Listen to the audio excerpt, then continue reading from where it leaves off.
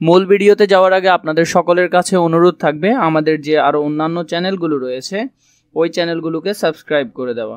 আসসালামু আলাইকুম, অষ্টম শ্রেণীর সুপ্রিয় শিক্ষার্থীবৃন্দ, আশা করছি তোমরা সকলে ভালো আছো। আজকে শুরু করব তোমাদের ডিজিটাল প্রযুক্তি বইয়ের 130 নাম্বার পৃষ্ঠা থেকে। এই দুটি ছক আমরা এখন পূরণ করব। চলো শুরু করি।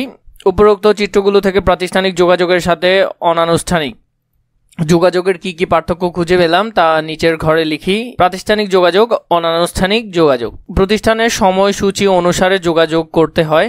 শুদ্ধ ভাষার প্রয়োগ হয়েছে 3-এ, শিষ্টাচারপূর্ণ রূপ ব্যবহৃত হয়েছে 4-এ, নির্দিষ্ট বিন্যাস ও কাঠামো অনুসরণ করা হয়েছে 5-এ, প্রাতিষ্ঠানিক সম্পর্ক সদস্য ও প্রতিষ্ঠান। অনানুষ্ঠানিক যোগাযোগ হলো যে কোনো সময় যোগাযোগ করা যায়। 2-এ, ব্যক্তিগত সম্পর্ক ভিত্তিক। 3-এ, ব্যক্তিগত প্রয়োজনে, আনুষ্ঠানিক নয়। 4-এ, আনুষ্ঠানিক এবং কাঠামোবিহীন। 5-এ, অপ্রচলিত ও সহজ ভাষা ব্যবহৃত হয়েছে। এরপরে দেখো, তাহলে প্রাতিষ্ঠানিক যোগাযোগের সাথে অনানুষ্ঠানিক যোগাযোগের বেশ কিছু পার্থক্য আমরা খুঁজে পেলাম। এছাড়া বাংলা ও ইংরেজি বিষয়ে আমরা যোগাযোগের বিভিন্ন ধরন এবং সেগুলোর মধ্যে পার্থক্য সম্পর্কে জেনেছি।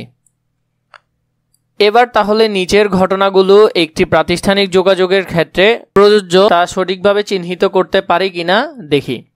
সঠিকভাবে চিহ্নিত করতে পারলে আমরা প্রাতিষ্ঠানিক যোগাযোগের আরও কিছু বৈশিষ্ট্য সম্পর্কে জেনে নেব। ঘটনা প্রাতিষ্ঠানিক যোগাযোগের ক্ষেত্রে প্রযোজ্য কিনা।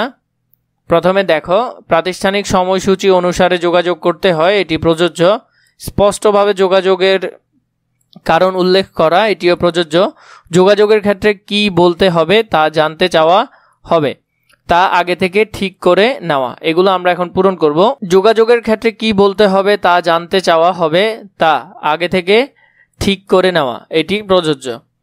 দিনের যে কোনো সময় যোগাযোগ করা যায়, প্রযোজ্য নয়।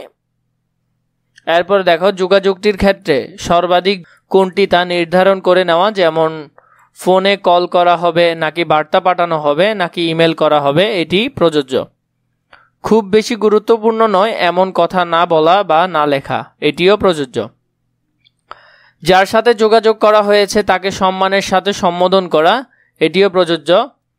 ছুটির দিনে কাউকে ফোন কল করা বা বার্তা দেওয়া, এটি প্রযোজ্য নয়। বার্তার সাথে বিভিন্ন ধরনের চিহ্ন বা ইমোজি ব্যবহার করা, এটিও প্রযোজ্য নয়। ইংরেজি অক্ষরে বাংলা লেখা, যেমন আমার সাহায্য প্রয়োজন, এটি প্রযোজ্য নয়। পূর্ব পরিকল্পনা অনুমতি ছাড়া কাউকে সামাজিক যোগাযোগ মাধ্যমে অডিও বা ভিডিও কল করা, এটিও প্রযোজ্য নয়।